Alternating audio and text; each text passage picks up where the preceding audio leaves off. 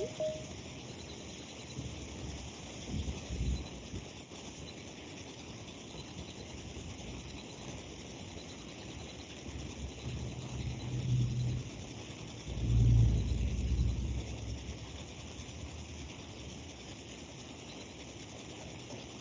Hola, maestra.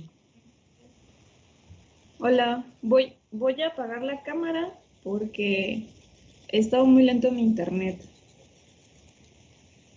pero aquí estoy. ¿Me escuchan? Sí, Sí, Gracias. sí. ¿Ven mi pantalla compartida también? sí. Maestra, Gracias. Dime, Alexis. ahorita van a venir a modificarme el internet porque me van a poner uno más rápido. Entonces quería saber si me pudiera grabar la clase, por favor, porque yo creo que si llegan ahorita pronto, pues voy a tener que desconectarme tantito.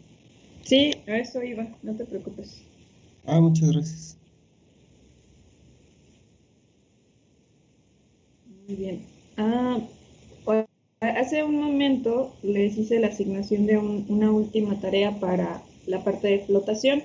Está muy relacionada con lo que vamos a revisar el día de hoy. Por si tienen alguna duda de cuáles son las celdas que les estoy preguntando, o incluso les voy a compartir material, solo que está en inglés, pero bueno, ya quedamos que eso no tiene por qué ser un obstáculo para ustedes.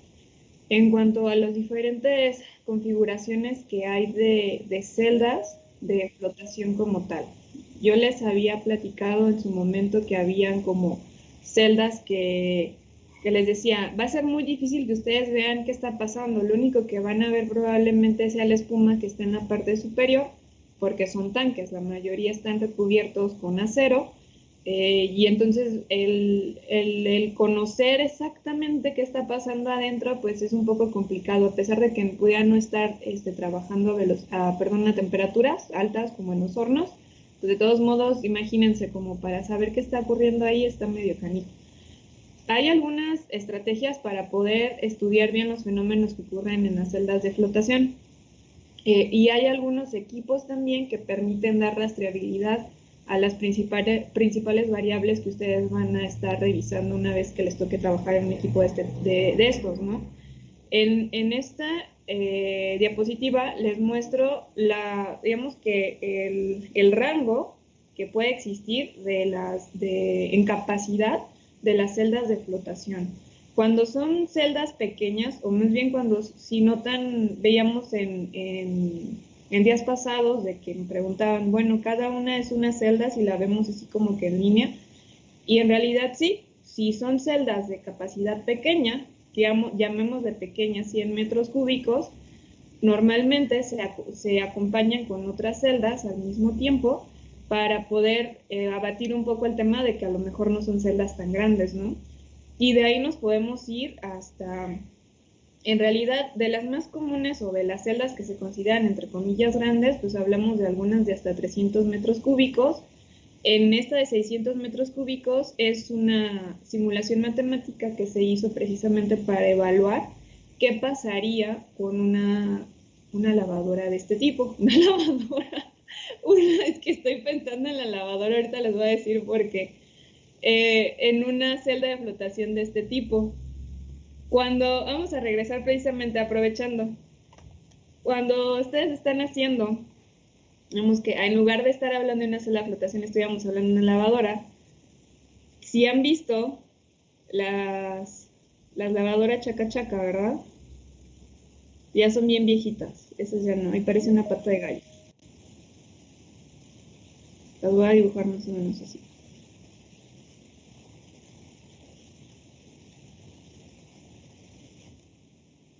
Usen toda su imaginación y qué es lo que está dibujado aquí.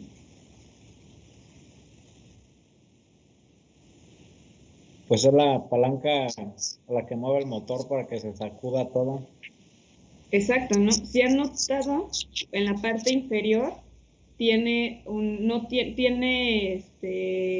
como, bueno, en inglés le llaman propellers, pero son precisamente como, tiene una forma determinada, ¿no? O sea, no solamente una parte cilíndrica en el centro y ya. Aquí también tiene ciertas formas que en teoría ayudan a que se genere mucho más movimiento, ¿no? Si todavía tienen de esas en su casa, si tienen centrífugas, pues ahí es otro tipo de movimiento el que se genera, ¿no? ¿Por qué siempre les menciono de las lavadoras? Porque les comentaba que se parecen mucho en cuanto a la forma en la que genera el movimiento. Hay diferentes tipos de celdas dependiendo hay varios variables que influyen en que si es una celda grandota, una celda chiquita, si tiene agitación en el fondo, si no tiene, sobre todo por el tipo de mena y por las capacidades que se tengan. La mayoría de ellas se construyen en función de qué tan bueno es el material que se extrae de la mina. Entre mejor, más alta sea la ley que tenga, digamos que mayor concentración de metal tenga ese mineral, pues obviamente las capacidades o las características de las celdas que ustedes requieran instalar, pues no tienen que ser algunas en las que tengan que mover mucho para poder llevar a cabo esa separación, ¿no? A través de flotación. Pero como les he platicado, no podemos pensar ni que siempre vamos a tener el mejor material y que no va a cambiar conforme pase el tiempo y se vaya extrayendo y vaya cambiando la ley, ¿no? Que tengan ustedes en los yacimientos. Es por ello que cuando se hace la planeación de poner una planta de separación, en este caso a través de flotación, pues hay que considerar la capacidad para poder operar de acuerdo a lo que nosotros busquemos, no tener que estar cambiando continuamente los equipos y que, bueno, me quedé ahora abajo y entonces ahora voy a tener que poner otra celda o voy a tenerlas que hacer más grandes, o incluso si requieren incrementar el movimiento dentro de las mismas, pues tienen que tener el tamaño suficiente como para que puedan colocar dispositivos como estos, ¿no? ¿Qué es lo que ocurre en las celdas? Así como lo veíamos, si recuerdan, en el caso de las pulsadoras, pues se formaba como una estratificación, ¿no? O sea, no tenemos las mismas partículas arriba, en medio y abajo. Con flotación pasa igual, porque al final el movimiento y también todos los aditivos que se están adicionando cambian la naturaleza de las partículas que encuentran en las diferentes zonas.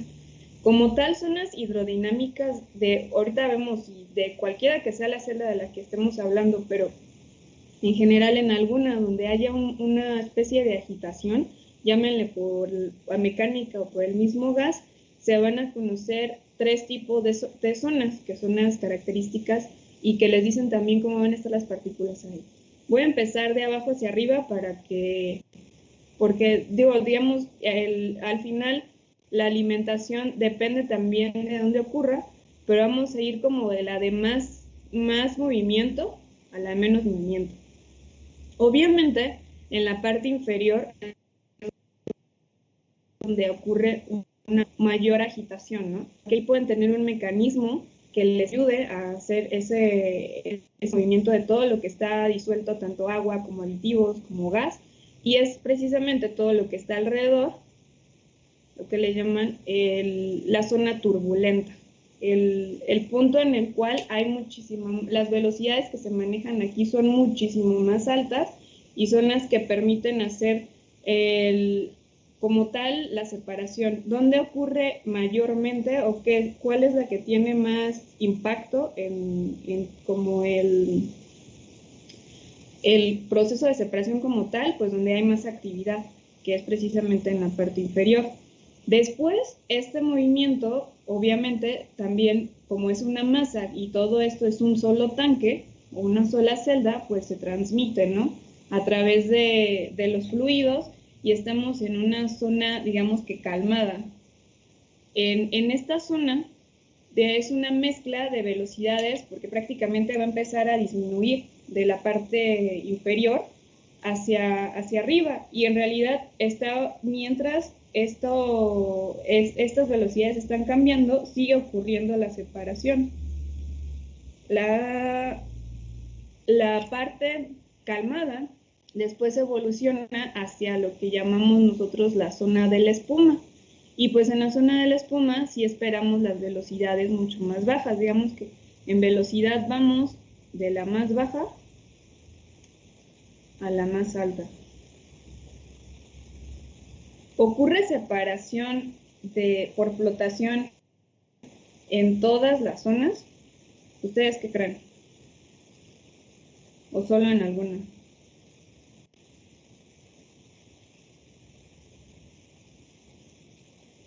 Voy a poner zona calmada.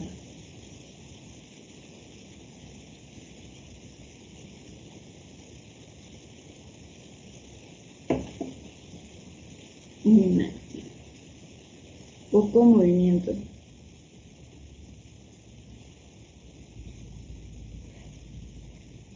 ¿Siguen ahí?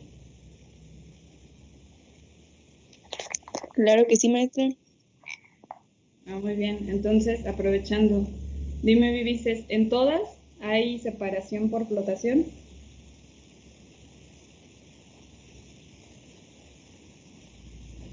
Creo que no. ¿En cuál no? ¿En cuál crees que no? Superior derecha. Aquí en la zona de espuma. ¿En esta? La que estoy ahí coloreando. Ah, sí, creo que estoy equivocada, pero En la zona de espuma. Zona, bueno, parece obvio, pero le voy a poner zona turbulenta. ¿Tienen examen, chicos? ¿Por qué andan tan callados? no, profe. ¿No? Ya En lo realidad, tuvimos. ya lo tuvieron. Bueno, están bien procesándolo entonces. En realidad, en todas las zonas como tal ocurre una separación. O por obvias razones donde hay más velocidad ocurre mucho más rápido.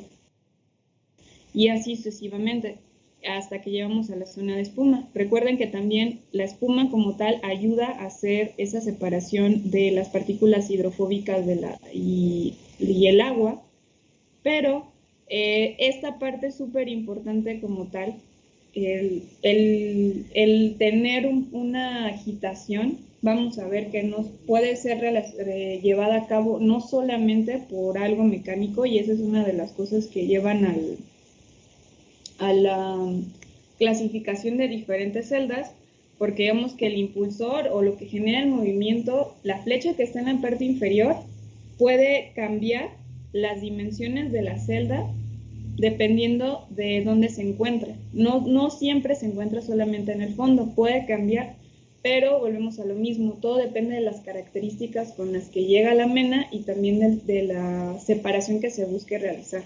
Es por ello que dependiendo del tipo de separación que nosotros queramos realizar, se consideran 4 diferentes celdas de flotación. Ojo, en la tarea yo les comentaba que si no la han leído, les paso el spoiler, la tarea es que tienen que hacer una columna o más bien hacer una tabla por tipo de celda en la cual van ustedes a poner sus características principales, en qué tipo de minerales se separan a través de este tipo de celda. Pero no me refiero a esta clasificación principal. Hay otro tipo de celdas que se llaman dependiendo de la persona que las haya desarrollado, por ejemplo, Jemenson, que es la que me vino ahorita a la mente, y puede ser cualquiera de estos tipos. Entonces, las que ustedes van a incluir, ahorita les voy a pasar de todos modos un PDF, les voy a mostrar cuáles son las celdas que ustedes tienen que incluir, pero esta es la clasificación principal de las celdas o máquinas de flotación, porque también las pueden encontrar como flotation machines.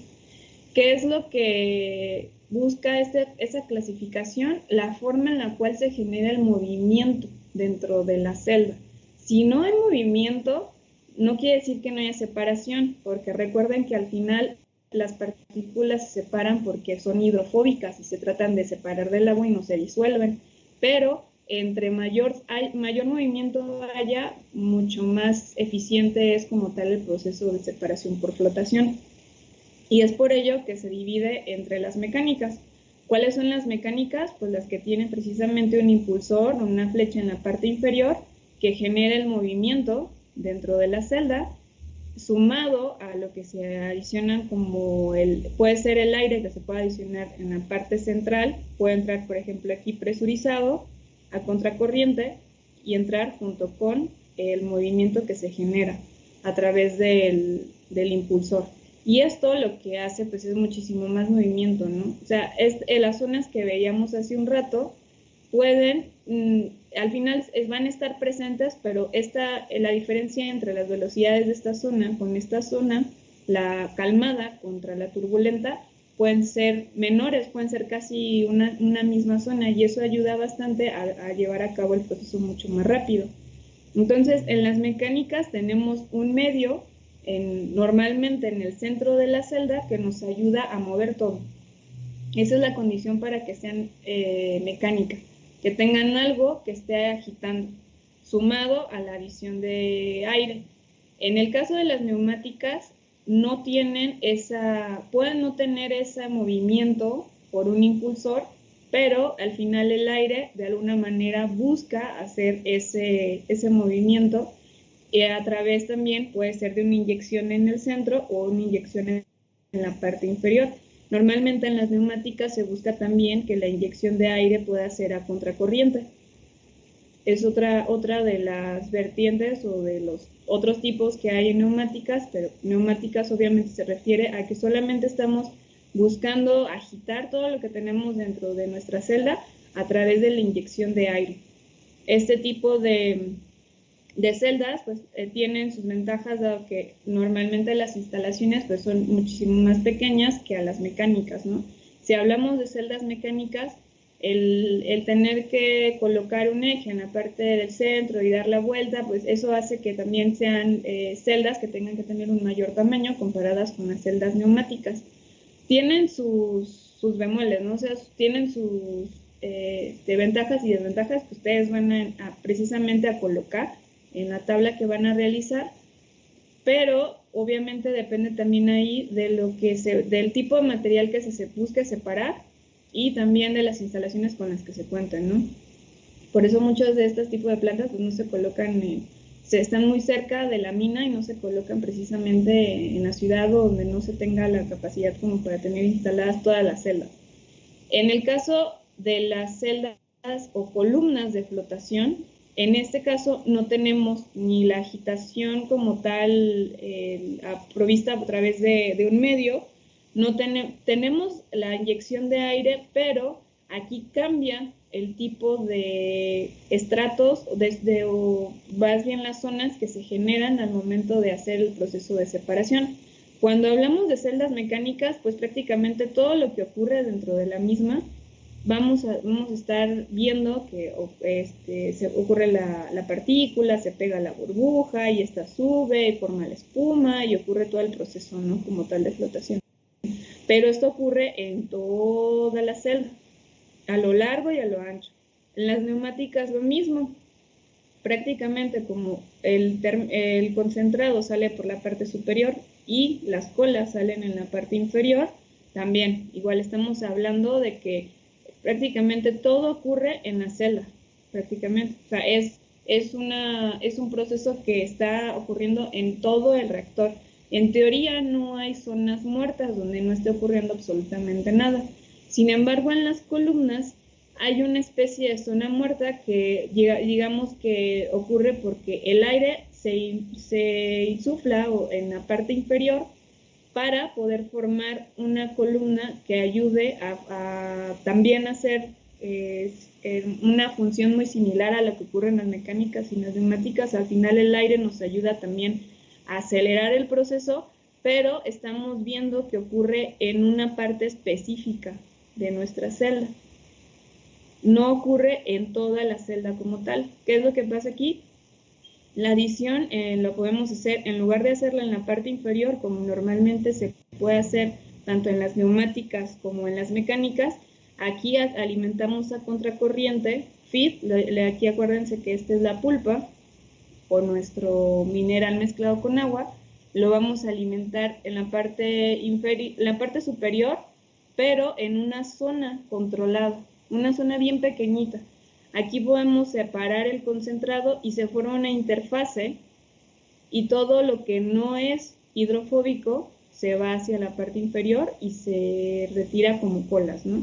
El concentrado también lo podemos retirar por la parte superior, pero en esta, como les decía, la zona donde ocurre todo el proceso de flotación es muy pequeña comparada con Por eso, este tipo de columnas, aunque sí se utilizan a escala industrial, no son tan comunes y son un poco más utilizadas en la parte de investigación, porque tardan más tiempo en separar a las partículas hidrofóbicas de las hidrofílicas.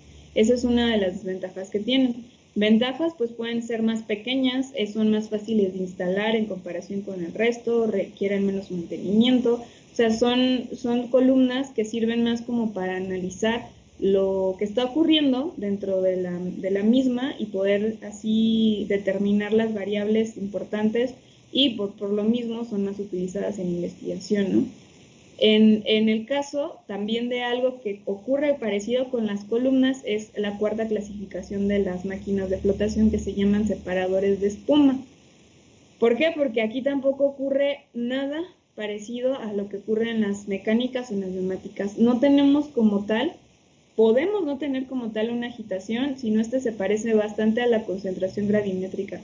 ¿Qué es lo que ocurre? Una recirculación. Aquí pueden poner su pulpa o la mena, y entonces entra a una especie como parecido a hidrociclón, porque tiene la forma como de cono, en la cual solamente por las características de las partículas, pues el concentrado trata de quedarse en la espuma y no se moja con el agua, mientras las colas sí siguen porque están disueltas y se pueden eliminar por la parte inferior.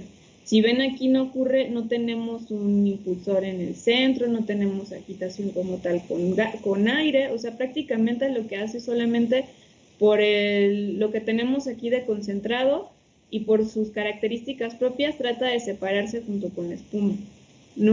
Pudiera haber algo de agitación con aire, pero realmente por eso se le llama como separador de espumas, y no se parece mucho a los de concentración gravimétrica. No hay como tal dentro el movimiento que ayude, o más bien busca nada más como parecido como la sedimentación, solamente que como si se agregan aditivos, pues prácticamente lo que hace es que esta espuma trata de ser lo más hidrofóbica posible y es la que genera la separación de lo que se va agregando del concentrado. Se puede, para evitar que no haya, o más bien no sea difícil hacerlo, porque no tienen otro medio que esté agitando ahí, pues lo que se hace es inyectarlo a contracorriente y aprovechar también las características de la gravedad para poder hacer muchísimo más rápido la separación.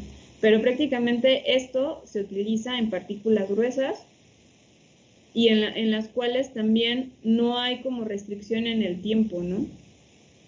No hay restricción en tiempo porque sí puede durar muchísimo más en comparación con las otras tres. Esta, como les decía, está más enfocada en investigación, y de estas dos, la que más se utiliza es la mecánica, es la más utilizada en la industria. ¿Por qué creen?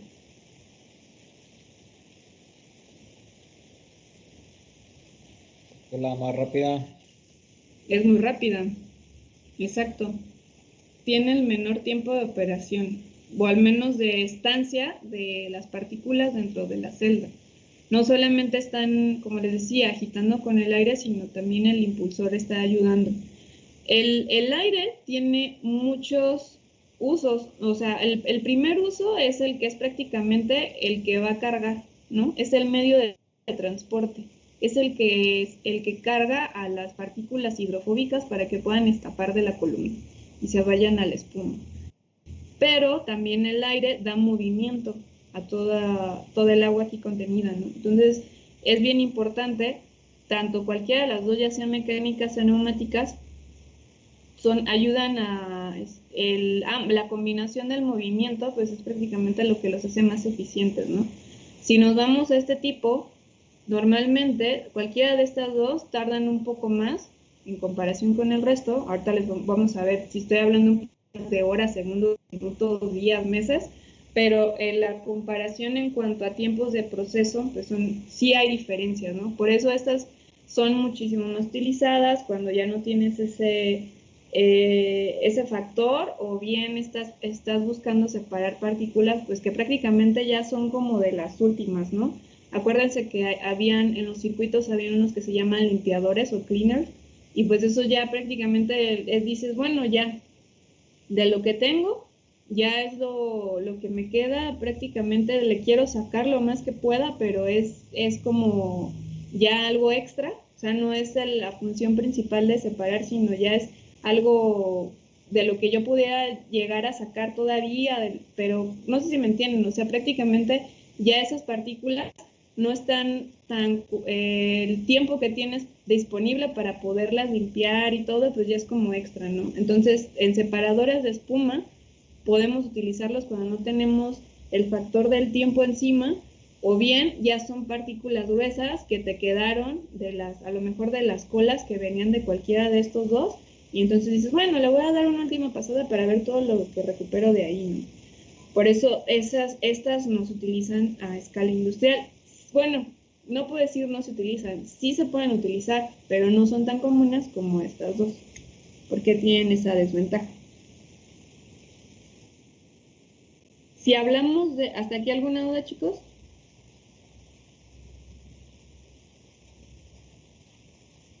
¿No?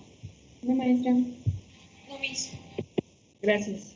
Si hablamos de celdas como tal mecánicas, en las cuales tenemos nuestro agitador o nuestro impulsor en el centro, incluso aquí tienen sus diferencias. Estas son de las que ustedes van a buscar, porque hay algunas celdas mecánicas que dicen, bueno, yo voy a poner hasta el rotor o mi impulsor hasta abajo, y lo que quiero es que todo lo que se pueda mover en la parte inferior lo haga a través del movimiento como tal que genera, ¿no? Yo sé que también voy a inyectar aire y que el aire va a ayudar, pero lo que voy a hacer es que voy a generar una zona de alta velocidad en la parte inferior. Hay algunas de celdas mecánicas que dicen, entonces yo quiero que todo se mueva, no me importa solamente la parte inferior, a lo mejor me ayuda, pero si coloco no solamente el aire que ya viene contra presión, sino pongo otros mecanismos que me ayuden a hacer este tipo de agitación, lo que hacemos es que hay más movimiento, entonces esas zonas de las que platicábamos hace un rato, pues ya se empiezan a desaparecer, ¿no? Ya prácticamente estamos homogenizando todo lo que tenemos dentro de la celda. Estas son de las configuraciones que se pueden utilizar. Pueden ser una de esta, muchas de estas, o sea, depende también, de nuevo, del tipo de instalación que se tiene y del material que viene de la mina, ¿no? Pero al final el colocar el impulsor o colocar un rotor que ayude a hacer el movimiento, pues es prácticamente la forma en la cual pueden acelerar el proceso como de en las cuales estas hablando solamente de mecánicas, ¿no? Es así como que digamos que las bases de cómo funcionan, ¿no? En la alimentación, me faltaba, pues tenemos, aquí sí podemos tener que sea la alimentación en la parte inferior. Si recuerdan, hay algunas donde podemos tener el relave también es otro nombre que se le da a las colas, para que lo tomen en cuenta. Tenemos la parte del concentrado que se separa en la parte de arriba. Todo esto es flotación directa y que pasa a otra celda y así sucesivamente, ¿no? Pueden haber varias celdas instaladas. O bien, estos relaves también volverlos a pasar por un proceso similar para poder retirar todo el metal que se concentre ahí. Como celdas mecánicas. Si hablamos de celdas neumáticas en las cuales no tenemos en el centro nada que esté haciendo el movimiento, entonces aquí podríamos hablar de una muy común que se llama celda canadiense, que lo que hace es que inyecta el aire en la parte inferior para que suba a contracorriente. Aquí se agrega la alimentación o nuestra pulpa en la parte superior y prácticamente todo ocurre aquí, ¿no? Si ven en estas celdas, lo que se hace es que prácticamente la función como tal de agitación la hace el aire que se inyecta en la parte inferior y pues prácticamente aprovecha que se agrega contracorriente la pulpa para que todo ocurra en esta parte. Este tipo de celdas sí se utilizan a escala industrial, se llama canadiense porque los primeros que lo desarrollaron fueron precisamente canadienses para separar tanto molibdeno como cobre, que son de las más comunes. Y en esta no tenemos absolutamente nada más que nos ayude a agitar más que el aire. Tienen como sus ventajas, sí, o sea, son más fáciles de instalar, pero fíjense cuántas celdas no tienen que estar instaladas juntas para que puedan llevar a cabo el movimiento que podría ser una sola mecánica, ¿no? Esa es una de las desventajas, o ponerlas de forma simultánea para que puedan llevar a cabo la separación efectiva. Este tipo de columnas tienen que tener también precisamente por lo que ocurre a contracorriente, para que valga la pena, no tanto para que valga la pena, sino para que efectivamente ocurra todo, es el que se tenga que hacer una altura suficiente para que ocurra esto, ¿no?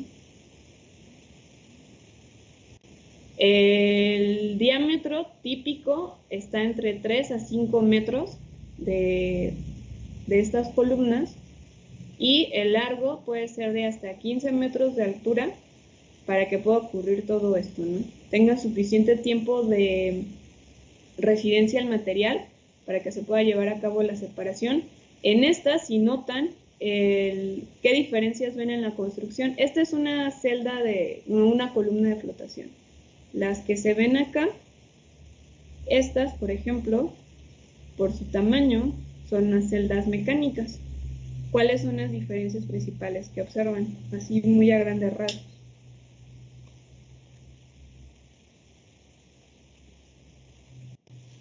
¿Se ven iguales? Yo la otra la vi como más alargada. Ajá. Sí, eso. Exacto. Es una de las cosas. Sí, porque si no, ¿dónde no? Esa es una de las cosas que tienen. Las celdas mecánicas sí necesitan una instalación industrial más grande que una celda de flotación o una celda neumática, porque ahí la construcción como tal, el movimiento es muchísimo más, pues más, o sea, hay más movimiento. Recuerden también es, siempre que hay más velocidades y hay más movimiento, el equipo tiene que ser más grande. De otra manera, prácticamente puedes tener problemas de que no esté ocurriendo todo como se ve aquí en la simulación, no esté ocurriendo todos estos vórtices que te ayudan también a llevar a cabo más rápido la flotación. Y el agua, todo lo que se adiciona al final tiene un papel bien importante, y todo eso que se conjunta, pues necesita el espacio suficiente para que ocurra. A diferencia de una celda donde lo único que te mueve es el aire que tú estás inyectando, pues ahí digamos que el factor más importante es la altura. Esa es otra de las diferencias. Cuando hablamos la voy a poner acá. Cuando hablamos de celdas neumáticas o de celdas de flotación o columnas, lo más importante es la altura. Cuando hablamos de celdas mecánicas, hablando de geometría estrictamente solamente, aquí estamos hablando de diámetro, ¿no? Y es ahí donde cambian. En estas es más importante que sean columnas altas, a diferencia de las neumáticas donde estamos viendo como una especie de tanques, ¿no? Hay algunas variaciones parecidas en este caso, por ejemplo, en esta es una columna, ¿no? Pero si hablamos de una celda de flotación neumática, vemos cualquiera de estos tipos, ya sea en la cual tienen también la alimentación en la parte, aquí tienen la parte inferior, perdón, en la parte superior tienen la alimentación junto con aire, que ayuda a que ocurra más rápido, digamos que por esta variación, ¿no? De hacerlo a contracorriente. Ocurre lo mismo, el concentrado se retira en la parte superior y las colas en la parte inferior, pero aquí el aire está ayudando de forma, está apoyando que se realice el movimiento, a diferencia de que no es que esto quiere decir que tengamos una columna que esté dando vueltas, ¿no? Prácticamente aquí es donde se hace la alimentación junto con el aire, y esa aspiración ayuda a que se agite y se pueda separar. Pero al final en la neumática no tenemos nada más que el aire que nos está ayudando al movimiento. Una modificación, la Giselle, que ocurre parecido a la neumática es que tenemos otra vez la inyección de aire arriba, junto con la alimentación, y aquí podemos separar el concentrado y las colas en la parte inferior. Aquí puede ser que en realidad lo que no se ve, porque está la carcasa, puede ser que el concentrado de igual manera se vaya hacia arriba, pero hay una especie de relave.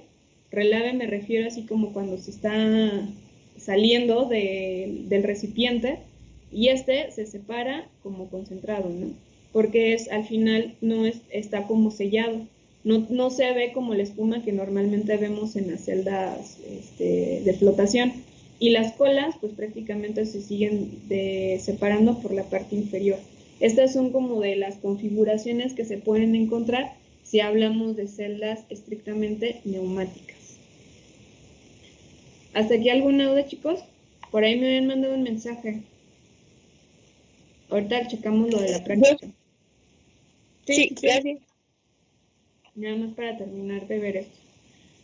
Sí. En las celdas industriales, si recuerdan, veíamos, pues iban a estar colocadas si hablamos de circuitos donde tenemos las Rotberg y las Scavenger, o sea, teníamos como que varias celdas colocadas y no solamente nos aventamos a poner una sola.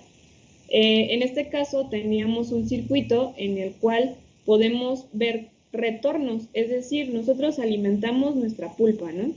Y al final, esta pulpa, dependiendo de qué tan hidrofóbica sea, la vamos a pasar a la espuma, donde se va a separar el concentrado, y se nos van a quedar las colas que podemos volver a procesar, ¿no? Este arrastre de espuma, puede haber un reproceso de la misma, que si no cumple con la especificación, se vuelva a tratar en la misma celda de flotación o se pase a otra, y así sucesivamente hasta que logremos la separación que estamos buscando.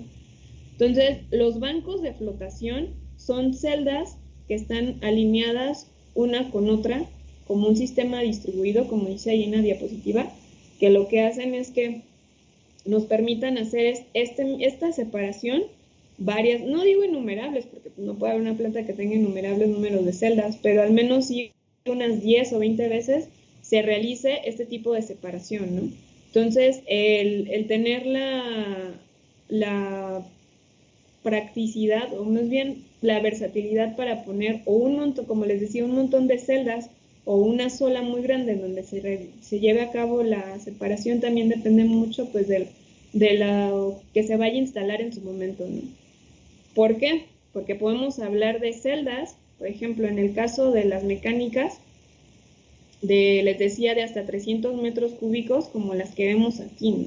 O sea, señores tanques que tienen lo suficiente como para que ahí ocurra absolutamente todo.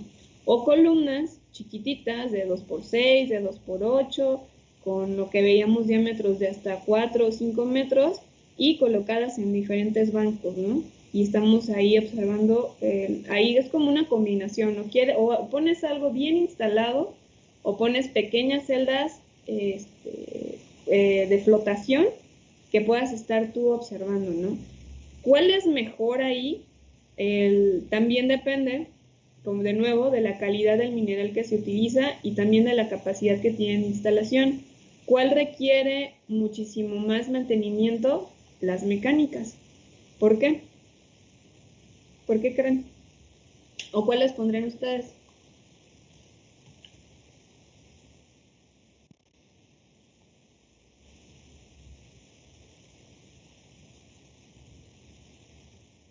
Yo creo que requieren más mantenimiento en las mecánicas porque obviamente como es un equipo más grande, requiere que se utiliza un poco más o en mayor cantidad, quiero suponer, que las pequeñas, entonces requieres que constantemente estés verificando que no vaya a tener fallas porque si no, pues se detendría el proceso. Y yo usaría esa, aunque tuviera que estarla como revisando a cada rato, porque siento que es más eficiente que tener como una chiquita. Pero como dijiste, depende del material. Sí es más eficiente, pero digamos que aquí tenemos ya el factor del mantenimiento, ¿no? El que tengamos un impulsor, un rotor, también es una variable más en el proceso que tienen que estar monitoreando. Si tienen una celda así de grande, un señor tanque, y por alguna razón hay una falla, pues imagínense cuántas toneladas por hora no van a estar produciendo en ese momento, ¿no? Una de las cosas que permite tener varias celdas instaladas es que si por alguna razón esta no funciona, pueden conectar y pasar de esta a la que sigue.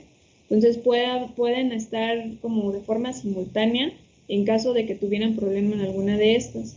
Sí cambia la tasa de producción, ¿no? Obviamente producen más con las celdas mecánicas, que la capacidad que tienen es mayor. Sin embargo, sí se tiene que considerar un mantenimiento constante o bien tomar en cuenta que si deja de producir eso en su momento, pues prácticamente van a estar un buen ratito, mientras en estas todavía tienen como que la oportunidad de estar trabajando, ¿no? Aunque no estén todas operativas. Esa es una de las cosas que se tomen en cuenta cuando se instalan. Ahorita lo vamos a ver también. ¿Qué es lo que hace que se instale una u otra? Ahorita, bueno, lo voy a poner aquí de una vez, prácticamente. ¿De qué dependen? Costos.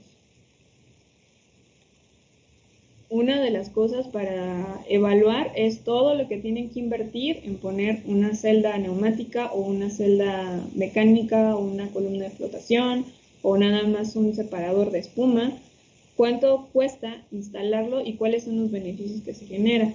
El tamaño de la planta. Si no tienen el espacio suficiente para instalar un montón de celdas como las que se ven aquí, pues les va a tocar instalar una de estas, ¿no?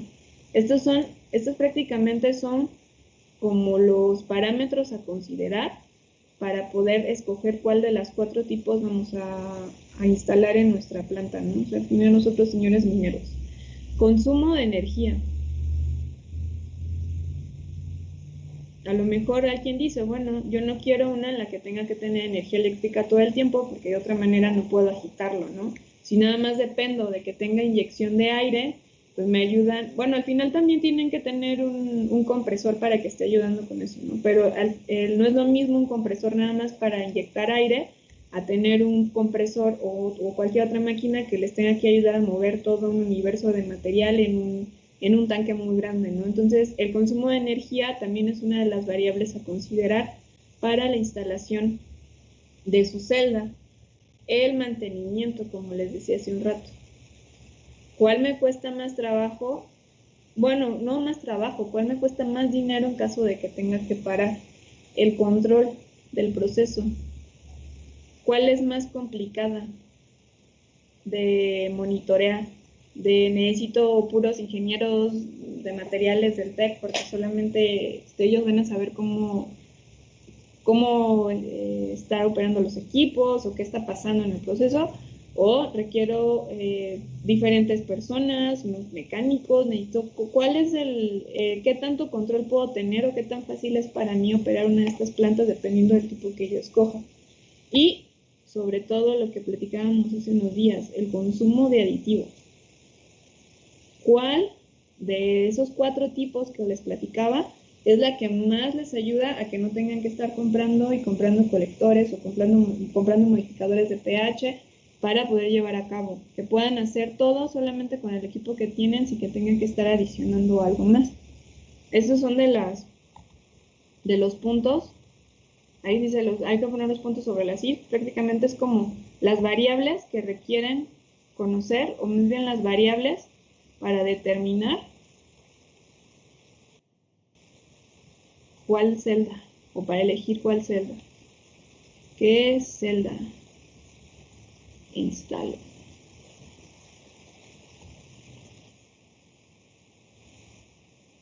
Todavía nos faltan algunas. Entonces, creo que le voy a parar aquí para que me digan sus dudas de la práctica. Gracias. Ahora sí, díganme. Pues es que yo tengo una gran duda porque la velocidad nos dijo que la teníamos que calcular de manera experimental, o sea, con la fórmula, ¿no? Que es la de distancia entre el tiempo. Y nuestra partícula la tenemos en unidades de milímetros, entonces según yo la tenemos que convertir a metros para que sea como que con la unidad correcta de metros sobre segundo. Ujú. No sé si hasta aquí voy bien. Y luego ya intenté calcular la velocidad de Stokes para una partícula que puse en agua y me queda que la velocidad es de 7.03, pero mi velocidad experimental en ese tamaño de partícula me queda que es de 0.05. Entonces hay una diferencia muy muy grande y y pues me imagino que tendría que quedar más o menos similar. Pero ¿qué Y tuve otro problema, Ajá. ¿mande? Dime. No, dime. Y es que tuve otro problema porque ya no supe calcular ni el CD, y por lo mismo ni la velocidad de Newton, ni el número de Reynolds con Newton, porque busqué la fórmula que nos dijo que usáramos para calcular el CD, pero nos pide que se debe de usar la velocidad. Entonces, eh, pues como no tengo esa velocidad y esa velocidad la necesito sacar con el CD también, entonces es como que estoy atorada en eso. Ok. Bueno, mañana hacemos un ejercicio de eso para mostrarles cómo una opción, si no tienen el valor de la velocidad, para que pongan esa fórmula, digamos que lo sustituyan en la fórmula general de la velocidad y que puedan de ahí, ya sea por factorización, aunque no tengan ese valor, poderlo calcular. Si quieren mañana, ahorita tenemos, técnicamente esta semana terminaríamos de ver separación magnética y pues sí alcanzamos mañana a ver un ratito eso para explicárselos. En el caso de lo que comentas de la velocidad experimental, recuerden que ya lo tengo aquí, yo todavía lo tengo. Lo que tienen ustedes, de lo que hayan puesto, tenían que medir. No sé si hicieron esa transformaron. Digamos que si midieron, aquí tengo mi dedo. Manda. De hecho, yo estaba como en la misma situación que Jenny, pero luego me di cuenta de que no había medido el frasco. Entonces, lo que hice fue medir el frasco y pues ya me dijo que eran como 5 centímetros y eso lo convertí a metros. Y luego ya con eso, pues nada más con el tiempo y me salieron las velocidades y ya solo me falta como calcularlas. Y por el cálculo ahí sí que hice más o menos rápido, pues me dio más o menos lo mismo, pero ya no sé entonces si sí está bien así como lo hice o lo tengo que hacer como mañana nos va a decir. No, eso es para la parte teórica, porque precisamente el valor que es verdad, el coeficiente de arrastre les pide que tengan esa velocidad, que también van a determinar ustedes de forma teórica, pero para la parte experimental que me preguntaba Jenny, pues está bien así como lo hiciste, porque en los 0.1 segundos, por poner un ejemplo, que tarda la partícula de que la ponen a que llega al fondo, ese tiempo y la distancia que recorre es la velocidad que ustedes van a determinar. O sea, prácticamente si yo medí más o menos como 5 centímetros, si la partícula tardó 0.1 segundos en recorrer 5 centímetros, eso hay que transformarlo a metros por segundo y eso es lo que van a comparar con las fórmulas. No sé si hiciste eso también, Jenny. El de de compararlo, sí, pero sí me queda una gran diferencia y lo que pasa es que no sé si tiene que ver que yo no usé aceite. Se me ocurrió usar jabón porque dijo que también que se podía. Entonces ya cuando investigué la viscosidad, pues busqué ahora sí que una tabla en la que ya estuviera en pascales por segundo. Y dice que la viscosidad del jabón líquido está entre 3 y 5. Son números enteros. Y en esa misma tablita dice que la del agua es de 8.9 por 10 a la menos 4. O sea, ya no queda el valor que usted nos dio, como que sí se acerca, pero pues no es el mismo. Pero como el del jabón líquido sí es un número, pues digamos que entero y muchísimo más grande que el del agua, no sé si también como que influye o no sé, pero de verdad como que no me coinciden los datos. Sí, ahí va a cambiar bastante porque entre más viscoso es, pues más lenta o más pequeña te va a salir la, la velocidad que se requiere para la sedimentación o para que llegue al fondo. O sea, ahí influye mucho la viscosidad que se tenga. Pero si no, mañana podemos hacer el ejercicio con los datos que tienes, lo hacemos en clase y ya para si alguien más tiene alguna duda. Sí, gracias. ¿Algo más, chicos? Maestra, Sí. yo le quería preguntar qué se hace con el aceite que usamos, si lo podemos usar ya para otra cosa o dónde lo tiramos o qué. ¿Usaste mucho? No, no, pues solo lo que es así, pero no sé dónde tirarlo o qué. Pues mi recomendación es que no lo tiren. Bueno, hay quien los recicla. Si no es mucho, pues digamos que si nada más utilizaban lo del botecito, pues lo pueden desechar, no hay problema. No lo reutilicen. No vamos a volver a hacer práctica de estas de concentración gravimétrica, entonces no es necesario que lo guarden. Pero si es, por ejemplo, automotriz, pues sí hay algunos lugares donde lo recolectan. Si es mucha la cantidad, ¿no? Si es poquita, pues no hay tanto problema, ¿no? O de preferencia en la tierra también, pero que no tenga contacto con agua para que no se contamine. Si lo pueden poner en la tierrita, no hay problema. Ok. Bueno, chicos, nos vemos el día de mañana. Ya mañana, ya nada más me faltaron 2, 3 puntos de lo de flotación.